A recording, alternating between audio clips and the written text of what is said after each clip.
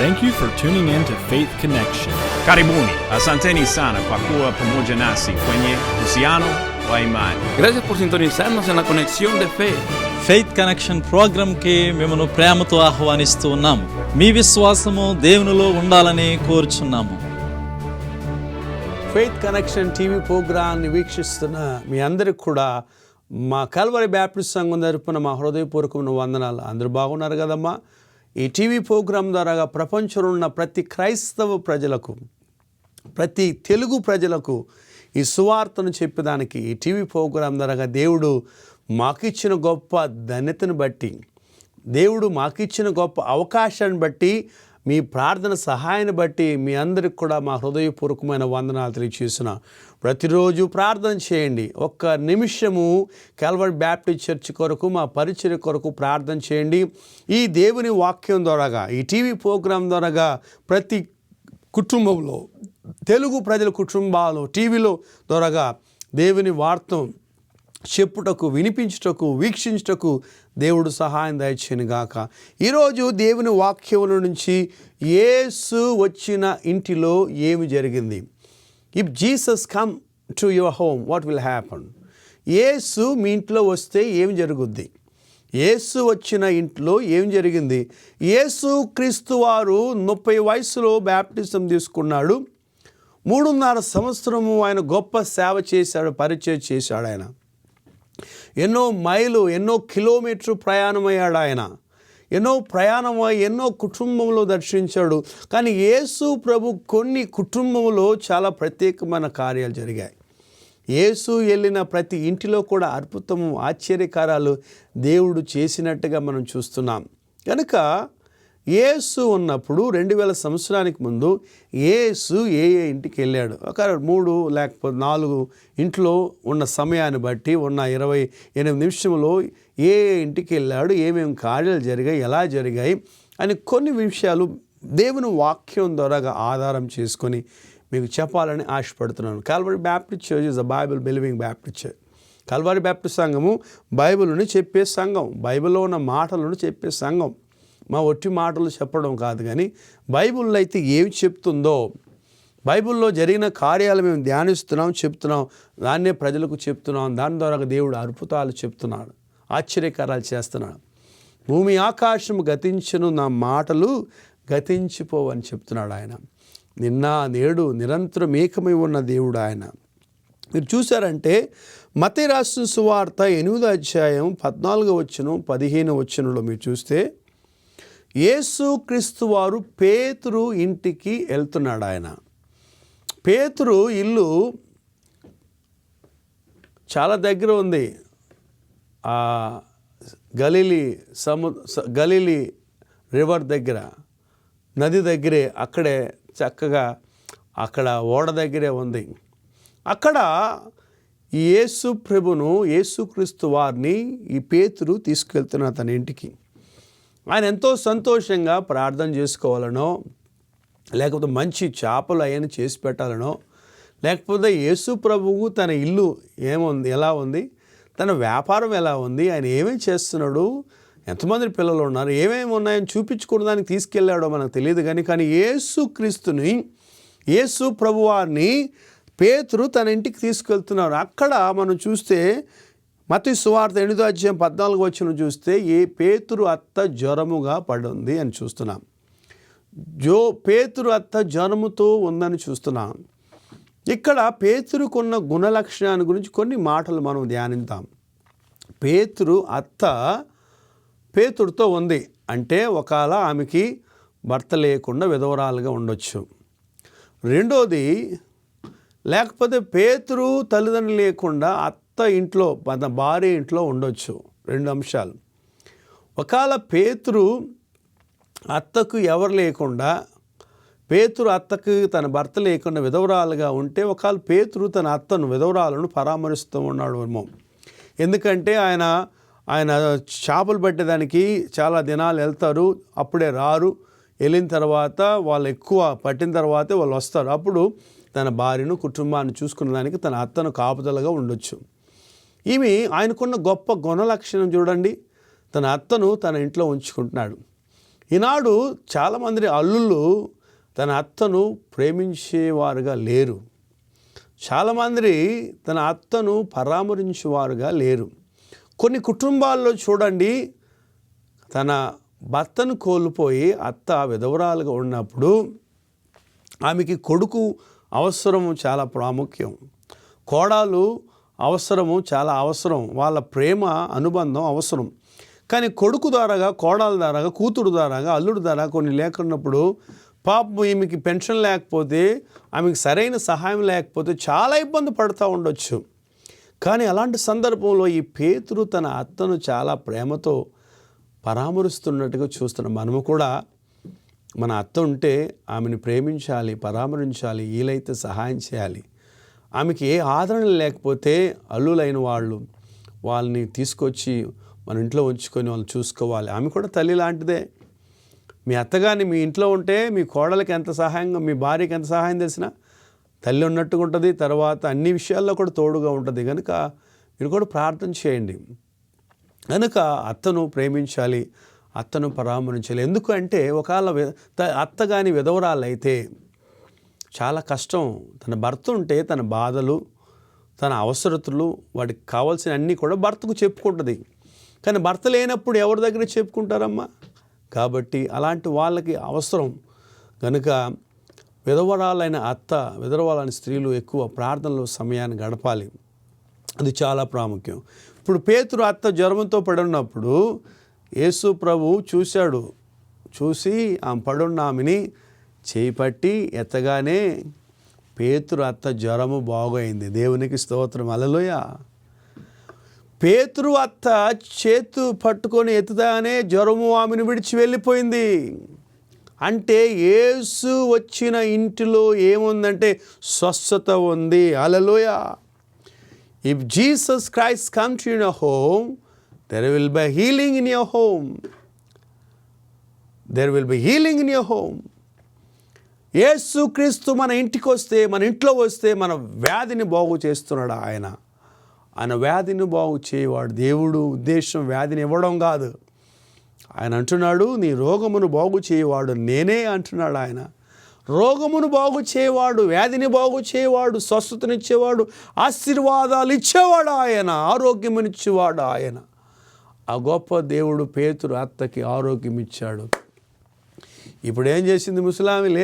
లేచి మూల పడుకొని టీవీ చూడలేదు, అక్కడ సీరియల్ చూడలేదు. అక్కడ మన ఇంట్లో ఉన్న ముసలోళ్ళకి టీవీ. ఈ ముసలి దానికి దోమ ముక్కులో పోయి నోట్లో వచ్చినా కూడా గుర్తున్నారు టీవీ సీరియల్. ఈ ముసలోళ్ళకి, మన ఇంట్లో ఉన్న ముసలోళ్ళకి ఆ సీరియల్ లేకపోతే ఎప్పుడు సావస్తుంది అనుకుంటారు వాళ్ళు. కానీ సీరియల్. కానీ పేతురు అత్త ఏం చేసిందంటే జ్వరం బాగైన తర్వాత అందరికి కూడా పరిచయం చేసింది. దేవునికి స్తోత్రం, హల్లెలూయా. యేసు వస్తే ఆయన ఒక్కడే రాడమ్మా.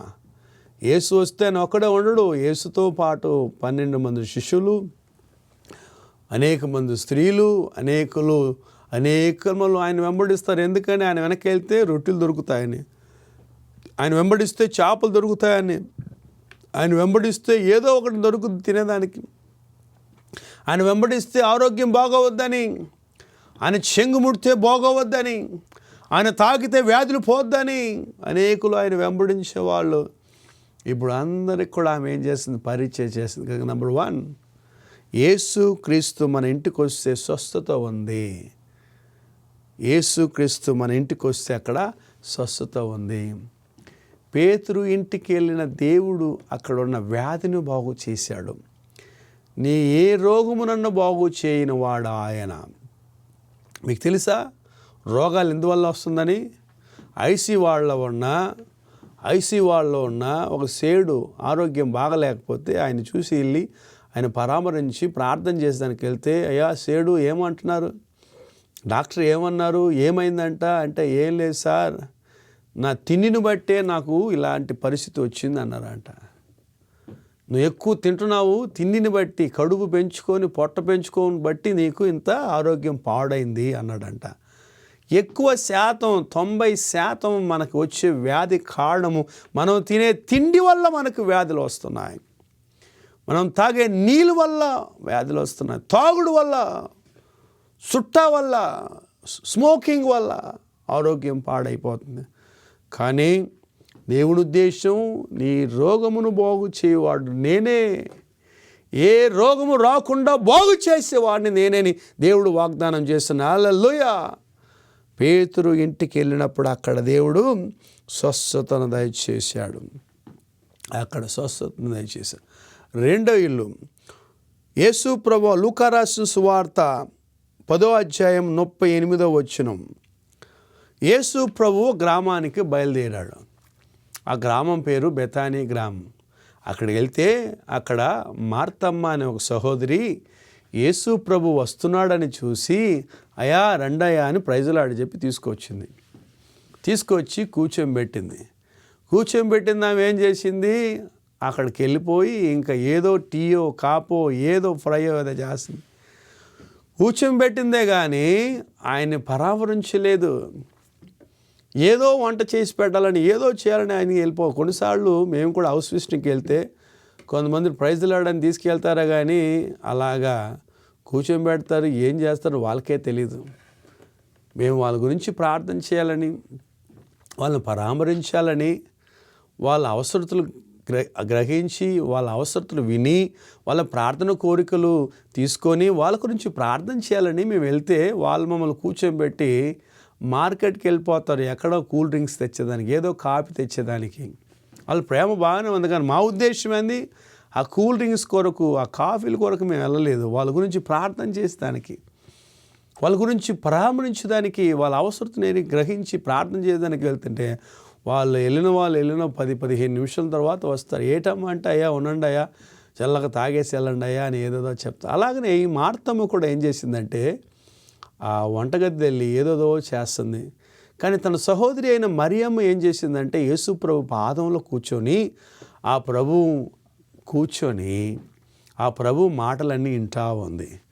ఆయన చేసిన అద్భుతాలు ఆయన ఎక్కడెక్కడ వెళ్ళాడు, ఏమేమి అద్భుతాలు చేశాడు, ఏమేమి జరిగినాయి, ఆయన వాక్యం అంతా కూడా ఆయన పాదం దగ్గర కూర్చొని, యేసు పాదాల దగ్గర కూర్చొని వాక్యం వింటా ఉంది మరియమ్మ. దేవునికి స్తోత్రం, హల్లెలూయా.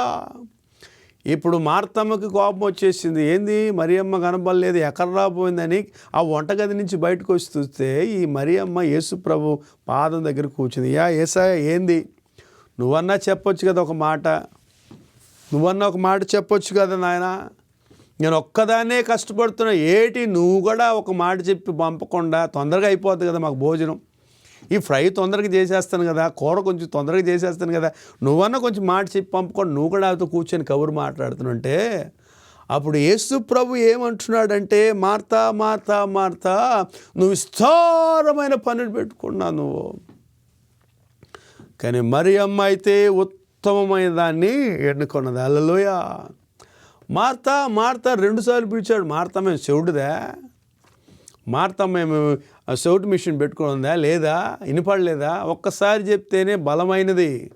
యేసు ప్రభు ఒక్కసారి చెప్తేనే బలము, శక్తి అయినది.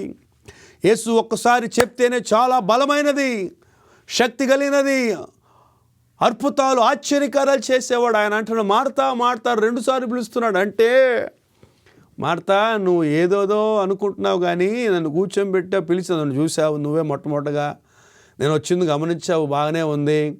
నేను వచ్చిన తర్వాత నన్ను కూర్చోబెట్టి పట్టించుకొని వెళ్ళిపోయావు, కానీ నేను పట్టించుకోవాలని అవసరం, నాకు ఇష్టమైనది, నాకు అవసరమైనది ఏంటంటే నా మాటలు వినాలి, నా మాటలు మీరు వినాలి, నేను చెప్పే మాటలు మీరు వినాలి. కానీ నువ్వైతే కూడు మీద కూరల మీద పెట్టుకొని, చాలామంది ఆదివారం మందిరానికి రాకుండా వాషింగ్ మిషన్లో దుప్పట్లు ఊరబెడతారు.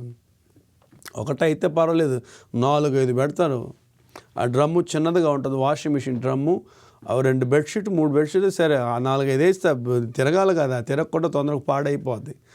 అది వరకు వాషింగ్ మిషన్ పాడైపోయింది, అదొక టెన్షన్ వీళ్ళకి, అదొక గోల వాళ్ళకి. కానీ ఆదివారం అయితే పెట్టుకుంటారు, బట్టలు పెట్టుకుంటారు. ఆదివారం అయితే ఏదో పార్కు బీచ్ అని పని పెట్టుకుంటారు. కానీ నా తల్లి, నా సహోదరి మార్తా మార్తా నువ్వు విస్తారమైన పని పెట్టుకున్నావు, కానీ మరియమ్మ అయితే ఉత్తమమైనది, అవసరమైనది, ఏదైతే అవసరమో పరలోకానికి వెళ్ళేదానికి ఏదైతే అవసరమో, నిత్య రాజ్యాన్ని సంపాదించుకోవడానికి ఏదైతే అవసరమో దాన్ని మరియమ్మ ఎన్నుకున్నది. హల్లెలూయా. కనుక మరియమ్మ ఎన్నుకున్నది నువ్వు ఎన్నుకోవాలి. కానీ మరియమ్మకు అవసరమైంది తెలియపరచడానికి నేను వచ్చాను, కానీ నువ్విచ్చే కాపీ మిచ్చరకు కాదు మరియమ్మ అని బుద్ధి చెప్పాడు. యేసు మరియమ్మ మార్తమ్మ ఇంటికి వచ్చిందని కాడి మీద అంటే అక్కడ వాక్యమునిచ్చాడు దేవుడు. హల్లెలూయా. మరియమ్మ మార్తమ్మ ఇంట్లో దేవుని వాక్యమును వచ్చింది గనుక యేసు వచ్చిన ఇంట్లో స్వస్థత ఉంది, యేసు వచ్చిన ఇంటిలో వాక్యం ఉన్నది. హల్లెలూయా. యేసు ఉన్న ఇంటిలో వాక్యం ఉంటుంది. అక్కడ పాటలు ఉంటాయి, అక్కడ సాక్ష్యాలు ఉంటాయి, అక్కడ ఆరాధనలు ఉంటాయి. చాలామందిని ప్రార్థనకు స్తుతికోవటం పెట్టుకోరు. ఎందుకంటే పాస్టర్ గారు మా ఇల్లు చిన్న ఇల్లు, పాస్టర్ గారు మా ఇల్లు సరిపోదు, పాస్టర్ గారు స్తుతికోవడం పెట్టుకుంటే ఎక్కడ 10 రూపాయలు ఖర్చు అవ్వద్దు అని వాళ్ళకి బాధ, బెంగ. ఈ 10 రూపాయల కొరకు కాపీ మిచ్చరు కదమ్మా, దేవుని వాక్యం వినబడాలి నీ ఇంట్లో. దేవుని మాటలు, దేవుని పాటలు, దేవుని ప్రార్థన నీ కుటుంబంలో చెప్పబడాలి నా తల్లులారా. దాని గురించే మేము వస్తున్నాము అనేసి బల్లగుద్ది చెప్తాము మేము. దేవునికి స్తోత్రాల్లోయా. పేతురు ఇంటికి వచ్చినప్పుడు స్వస్థత జరిగింది. మరియమ్మ మార్తమ్మ లాజరు ఇంటికి యేసు ప్రభు వచ్చినప్పుడు అక్కడ వాక్యం వచ్చింది. 3వ ఇంటిని గురించి చెప్తాను. 3వ ఇంటికి లూకా రాసిన సువార్త 19వ అధ్యాయము 1 నుంచి 10 వరకు వచనాలు చూస్తే, యేసు ప్రభు వారు ఎరికో పట్టణానికి వెళ్ళాడు. ఎరికో పట్టణం అంటే చాలా వ్యాపార కేంద్రం, అది చాలా వ్యాపారం చెందిన స్థలం. అది చాలా మంది ఉన్నారు అక్కడ, చాలా వ్యాపారాలు జరుగు, ఆ వ్యాపారం ఈ వ్యాపారం అది ఇదని చాలా హడావడిగా ఉంటుంది అక్కడ. ఆ ఊరంతా హడావడిగా ఉంటుంది, జనాలంతా హడావడిగా ఉంటుంది. అక్కడ బిచ్చిమెత్తుకున్న వాళ్ళు చాలామంది, కళ్ళు కనబడిన వాళ్ళు అయ్యా 10 రూపాయలు సహాయం చేయని అడిగే వాళ్ళు ఉంటారు, ధనవంతులు ఉంటారు, మధ్యతరగతి వారు ఉంటారు, వ్యాధిస్తూ చాలామంది ఉంటారు. చాలా హడావడి ప్రాంతం అది, హడావడి ఊరు అది. ఆ ఊరిలో యేసు ప్రభు బయలుదేరి వెళ్తుంటే అక్కడ ధనవంతుడని ఒకడు ఉన్నాడంట. ధనవంతుడు, ఆయన పేరు జక్కరయ్య. జక్కరయ్య పొట్టివాడు. ఆయన రూపాన్ని గురించి, స్వరూపాన్ని గురించి కూడా మనం చూస్తున్నాం. ధనవంతుడు, rich man and also short man, Zacchaeus. ధనవంతుడు, డబ్బులు బాగుంది, ఆకారము పొట్టిగా ఉన్నాడు. కానీ జక్కరయ్య అని ఎవడు పిలవడం లేదు వాడిని. ఎవడిని పిలుస్తున్నాడు? పాపివాడు, దుర్మార్గుడు, మోసగాడు వాడు. వడ్డీల మీద వడ్డీలు తీసుకుంటాడు, మాకు అన్యాయంగా వడ్డీ తీసుకుంటున్నాడు, అన్యాయంగా మా దగ్గర నుంచి డబ్బులు లాగేస్తున్నాడని జక్కరయ్య మీద చాలా బాధలో చెప్తా ఉన్నారు అందరూ. అలాంటి సందర్భంలో యేసు ప్రభు ఎవరో, ఎలాంటి వారు, నేను డబ్బులు ఉన్నాయి, నన్ను చూసి దానికి ఎవరు రాలేదు, నా మాటని దానికి ఎవరు రాలేదు, నన్ను పరామర్శించడానికి యేసు క్రీస్తు వస్తున్నాడు, యేసు వస్తున్నాడని తెలిసి వీళ్ళు ఎంత అడావడి అంది, జెరికో పట్టణం అంతా అడావడి, ఇంతమందిని వెళ్తున్నారు, ఏంది ఆయన ఎలా ఉంటాడు, ఆయన స్వరూపం ఎలా ఉంటుంది, ఆయన ఏం చేస్తున్నాడు, ఆయన వ్యాపారం ఏంది అనేసి యేసు ఎవరో అని చూడాలని ఆశించి ఈ జక్కరయ్య వెళ్తున్నాడు. చూస్తున్నాడు, ఎగిరెగిరి చూస్తున్నాడు, పొట్టాడు కదా, కనపడటం లేదు. అందుని బట్టి ఒక మేడి చెట్టుని ఎక్కాడంట. మేడి చెట్టు ఎక్కి అలా చూస్తున్నాడు, యేసు ఎవరో ఎవరో అని. యేసు ప్రభు ఎరికో పట్టణానికి వస్తే, ఎరికో పట్టణం ఒకరిద్దరు కాదు, చాలామంది ఉన్నారు. మన దేశంలో ఇప్పుడు 730 కోట్ల ప్రజలు ఉన్నారు మన దేశంలో. ఇండియా దేశంలో మాత్రము 130 కోట్ల ప్రజలు ఉన్నారు. చైనా దేశంలో 150 కోట్ల ప్రజలు ఉన్నారు. ఈ 7,30,00,000 ప్రజలలో యేసు ప్రభువుకి నీ పేరు తెలుసు, నీ రూపము తెలుసు, నీ స్వరూపం తెలుసు. ఎందుకంటే ఆయన నిన్ను తల్లి గర్భంలో రూపుపడక మునిపే ఆయన నేను ఎరిగొన్నాడు. దేవునికి స్తోత్రం, హల్లెలూయా. నీ స్వరూపాన్ని, నీ రూపాన్ని, నీ పేరును ఆయన అరచేతిలో రాసి ఉన్నాడు. ఆయన ప్రపంచంలో ఎక్కడ ఉన్నా, ఏ మూలలో ఉన్నా, ఏ స్థలములో ఉన్నా, ఏ స్థితిలో ఉన్నా, ఏ గడిలో ఉన్నా, ఏ స్థితిలో ఉన్నా దేవుడు నిన్ను ఎరిగున్నాడు. ఆయన హల్లెలూయా. ఆయన నిన్ను పేరు ఎరిగిన వాడు. ఆయన నీ పరిస్థితి ఆయనకు తెలుసు, నీ అవసరతం ఆయనకు తెలుసు, నీ మనసులో ఏముందో తెలుసు. దేవుని వాక్యం చెప్తుంది, దేవుని వాక్యం చెప్తుంది, నీ మనసులో తలంపు పుట్టక ముందే, నీ మనసులో వాక్యం పుట్టకముందే, ఆలోచన పుట్టకముందే ఆయన ఎరిగి ఉన్నాడు. ఆయన దేవుని వాక్యం చెప్తుంది, నీ మనసులో తలంపు పుట్టకముందే ఆయన ఎరిగి ఉన్నాడు. నేను అరచేతులు ఆయన చెక్కున్నాడు. ఆయన ఆ ప్రభు అంటున్నాడు, ఆయన నేను ఎరిగిన దేవుడు. వచ్చాడు కరెక్ట్గా మేడి చెట్టు మీద ఉన్న, జకరయ్య త్వరగా దిగిరా, కమ్ ఫాస్ట్, జాకయ్య కమ్ ఫాస్ట్, త్వరగా దిగిరాయా, నేను నీతో కూడా బస చేయాలా, నీతో కలిసి భోజనం చేయాలని ఆశపడుతున్నాను. హల్లెలూయా. జకరయ్య యేసు ఎవరో అని చూడాలని ఆశించాడు. కానీ యేసు ప్రభువు తనతో సమయాన్ని గడపాలని ఆశపడుతున్నాడు. ఆయన తనతో మాట్లాడాలని ఆశపడుతున్నాడు. తనతో ఆయన సంబంధం కలిగి ఉండాలని ఆశపడుతున్నాడు. ఈ లోకమంతా మనం వాడు తాగుబోతులోడు, వాడు తిరుగుబోతులోడు, వాడు మోసగాడు, వాడు భయంకరమైన వాడు అండి. వాడులాంటి మంచివాడు, వాడు భయంకరమైన, వాడితో ఏంది మాటలు, వాడితో ఏంది సంబంధం, తాగుబోతులతో ఏంది, తిరుగుబోతులతో ఏంది, పొరికినాయలతో ఏంది అనేసి అనేకులు మాట్లాడతారు. కానీ అలాంటి వాళ్ళను రక్షించేదానికి, అలాంటి వాళ్ళను మార్చేదానికి యేసు ప్రభు వచ్చాడు. దేవునికి స్తోత్రం. హల్లెలూయా. నా సహోదరా, నా సహోదరి, నా తల్లి, నా చెల్లి, నా తమ్ముడా, నా అన్న, నీ జీవితాన్ని పాడు చేసుకోకాక. యేసు ప్రభు నశించిన దాన్ని వెతికి రక్షించాను. జకరయ్య త్వరగా రగంటే ఆడు అవసరపడి జారి పడ్డాడో తెలియలేదు, ఎంత త్వరగా పట్టించాడు మనకు తెలియదు. కానీ జకరయ్య తీసుకెళ్ళాడు ఇంటికి.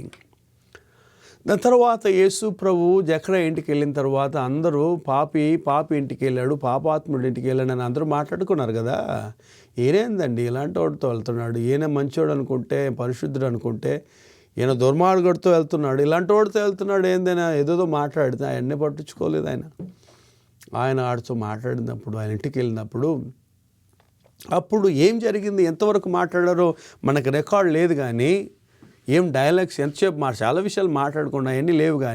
కానీ జకరయ్య ఏమంటున్నాడయ్యా, నేను ఎవరి దగ్గర అయితే అన్యాయంగా తీసుకున్నానో వాళ్ళకి నా ఆస్తులో 4 వంతులు ఇచ్చేస్తాను. ఎవరి దగ్గరైనా 10,000 తీసుకుంటే వాడికి 40,000-50,000 ఇచ్చేస్తాను నేను. వాడు ఎవరి దగ్గర 1,000 బంగారు తీసుకుంటే వాడు 4,500 ఇచ్చాను, నా బంగారం ఆస్తులంతా కూడా ఇచ్చేస్తాను అని గొప్ప తీర్మానాన్ని చెప్పాడు. ఎవడుకి రేని మార్పు, ఎవడు చెప్పలేని మాటలు జకరయ్య చెప్పాడు. ఎందుకు? యేసు ప్రభు వచ్చాడు కాబట్టి. హల్లెలూయా. అప్పుడు జకరయ్య మాట విన్న దేవుడు, జకరయ్య మార్పును చూసిన దేవుడు, జకరయ్య చెప్పిన మాటని విన్న యేసు ప్రభు అన్న, ఇతడును అబ్రహాము కుమారుడే అంటే ఆ విశ్వాసం. Abraham was the father of the faith. Abraham, the beauty of faith we see in the life of Abraham and Sarah. Abraham జీవితంలో చూసాం విశ్వాసాన్ని బట్టి ద బ్యూటీ. అది ఇప్పుడు జకరయ్య జీవితంలో ఇంట్లో కూడా వచ్చింది. నేను ఇంటికి వస్తేనే ఈ మాట చెప్పావే అంటే, నీ హృదయంలో వస్తే ఇంకా ఎన్ని మాటలు చెప్తావురా నువ్వు? నీ హృదయంలో వస్తే నువ్వు నా కొరకు ఎంత గొప్ప సేవ చేస్తావని అబ్రహామును మార్చిన దేవుడు ఈ యాకోబును జకరయ్యను చూసి దేవుడు చెప్తున్నాడు. యేసు ప్రభు, ఇతడును అబ్రహాము కుమారుడు, నేడు ఇంటికి ఏమొచ్చింది? రక్షణ వచ్చింది. Salvation came to this house. Salvation came. రక్షణ వచ్చింది. యేసు మన ఇంటికి వస్తే రక్షణ వస్తుంది. జకరయ్య ఇంటికి యేసు ప్రభు వస్తే అక్కడ రక్షణ వచ్చింది. కనుక ఈనాడు దేవుని వాక్యం విన్న తల్లి, నా సహోదరుడా, యేసు మీ ఇంటికి వస్తే అక్కడ స్వస్థతనిస్తున్నాడు. ఆయన యేసు మీ ఇంటికి వస్తే అక్కడ దేవుని వాక్యం ఉంటుంది. యేసు మీ ఇంటికి వస్తే రక్షణ ఉంటుంది. కనుక యేసు లేని ఇంటిలో స్వస్థత ఉండదు. యేసు లేని ఇంటిలో వాక్యం ఉండదు. యేసు లేని ఇంటిలో రక్షణ ఉండదు. ఇతడు అబ్రహాము కుమారుడే.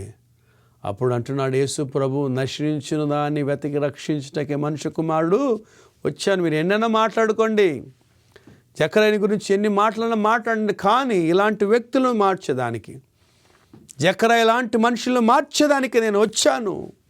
నశించిన దాన్ని వెతికి రక్షించటకు మనుష్య కుమారుడు వచ్చునని యేసు ప్రభు జకరయ్య గురించి సాక్ష్యం చెప్తున్నాడు. గనుక నా సహోదరుడా, నా తల్లి, యేసు వచ్చిన ఇంటిలో స్వస్థత ఉంది.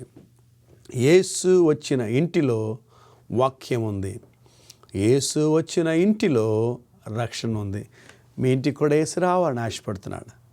మీ ఇంటికి కూడా ఆ గొప్ప శాంతిని, సమాధానం ఇవ్వాలని ఆశపడుతున్నాడు. యేసుని కలిగిన కుటుంబంగా ఉందాం. యేసుని కలిగిన కుటుంబంగా, శాంతి సమాధానం కుటుంబంగా ఉందాం. యేసుని కలిగిన కుటుంబంలో సంతోషం ఉంది, సమాధానం ఉంది, ఆనందం ఉంది. కనుక అలాంటి గొప్ప కృప, కనికరం దేవుడు మీకు దయచేయాలని ప్రార్థన చేద్దాం. తలలు వంచి కళ్ళు మూసుకొని ప్రార్థన చేద్దామా? దయచేసి భార్య భర్తలు మీరు చేతులు పట్టుకొని ప్రార్థన చేయండి. ఒక్క నిమిషం మోకాలు కలిగి మనం ప్రార్థన చేద్దాం. మహాపరిశుద్ధుడా, ప్రేమగల తండ్రి, నీకు స్తోత్రాలు. నిన్న నేడు నిరంతరమేకం ఉండి మమ్మల్ని, మా జీవితాలను, మా కుటుంబాలను నడిపించే యేసయ్యా, నీకు స్తోత్రాలు నాయన. ప్రభువా, పేతురు ఇంటికి వెళ్ళి అక్కడ వ్యాధిలో ఉన్న తన అత్తను బాగు చేసిన దేవుడు, స్వస్థతనిచ్చిన దేవుడు. ప్రభువా, మరియమ్మ, మార్తమ్మ, లాజరు ఇంటికి వెళ్ళి అక్కడ వాక్యమును ప్రకటించిన దేవుడు. జకరయ్య ఇంటికి వెళ్ళి అక్కడ స్వస్థత ఇచ్చే దేవుడు. అలాంటి అనుభవాలు ప్రభువా ఈ టీవీ ప్రోగ్రాం వీక్షిస్తున్న ప్రతి ఒక్కరు కూడా దయచేయమని ప్రార్థన చేయించున్నాం. నీవు మా ఇంటికి రండు ప్రభువా. ప్రభువా, మీరు లేని మా జీవితం వ్యర్థం ప్రభువా. మీరు లేని మా కుటుంబం శూన్యం ప్రభువా. మిమ్మల్ని కలిగిన వారై, నీ ఆనందమును, సంతోషం కలిగిన వారమే జీవించడానికి సహాయం దయచేయమని, అలాంటి ప్రార్థన చేయించిన ఒక్కొక్కరిని దర్శించమని, యేసుక్రీస్తుని సొంత రక్షకుడుగా అంగీకరించిన ప్రతి కుటుంబాన్ని దీవించమని యేసు నామమున అడిగి వేడుకుంటున్నాము తండ్రి. ఆమేన్. మీ అందరికి వందనాలమ్మ. మీ అందరి గురించి ప్రార్థన చేద్దాం. మన కుటుంబాలన్నీ కూడా ఒక చిన్న పరలోకము లాంటిది. ప్రతి కుటుంబం కూడా ఒక చిన్న సంఘం లాంటిది. ప్రతి కుటుంబంలో కూడా దేవుని ఆరాధన జరగాలి. ప్రతి కుటుంబంలో కూడా దేవుని వాక్యము చెప్పబడాలి. ప్రతి కుటుంబంలో కూడా దేవుని కార్యాలు జరిగింపబడాలి. మన పిల్లలకు కూడా చిన్న వయసు నుంచి వాళ్ళకి తెలియాలి మనం దేవుని ఆరాధిస్తున్నామని. మన కుటుంబం ద్వారాగా పేదలకు సహాయం చేయాలి. కనుక మా గురించి కూడా ప్రార్థన చేయండి. మీకు ప్రార్థన అవసరమైతే మీ ప్రార్థన కొరకు మాకు తెలియపరచండి, మాకు రాయండి, మాకు తెలియపరచండి, ఫోన్ చేసి పిలవండి. మేము ప్రార్థన చేస్తాం. ప్రార్థనలో బలం ఉంది, శక్తి ఉంది, జీవం ఉంది. ఆ ప్రార్థన మీ జీవితంలో గొప్ప కార్యం చేయను గాక. మేము మీ కొరకు ప్రార్థన చేస్తున్నాం. మీరు కూడా మా గురించి ప్రార్థన చేయండి. దేవుని చిత్తమైతే, ఆ ప్రభు రాకడ ఆలస్యమైతే మరొక సందర్భంలో, మరొక అంశంలో దేవుని వాక్యం మీతో పంచుకుంటాం. కనుక ప్రతిరోజు బైబిల్ చదవండి. ఈ బైబిల్ మీ జీవితంలో గొప్ప కార్యం చేస్తుంది. ఈ బైబిల్ మీ జీవితంలో అద్భుతాలు చేస్తుంది. బైబిల్ మనల్ని మారుస్తుంది. బైబిల్ మనల్ని మార్పులో తీసుకొస్తుంది. బైబిల్ మనల్ని ఆశీర్వాదం నడిపిస్తుంది. కనుక మీ గురించి ప్రార్థన చేస్తున్నాం. మీరు కూడా మా గురించి ప్రార్థన చేయండి. అంతవరకు మిమ్మల్ని, మీ కుటుంబాలను దేవుడు దీవించునుగాక, ఆశీర్వదించుగాక. మరొక సందర్భంలో చూస్తాం. మీ అందరికీ వందనాలు. దేవుడు దీవించుగాక. Thank you so much. Amen. Faith connection ప్రోగ్రాంకు మిమ్మల్ని ప్రేమతో ఆహ్వానిస్తూ ఉన్నాము. మీ విశ్వాసము ప్రభువులో ఉండాలని కోరుచూ ఉన్నాము.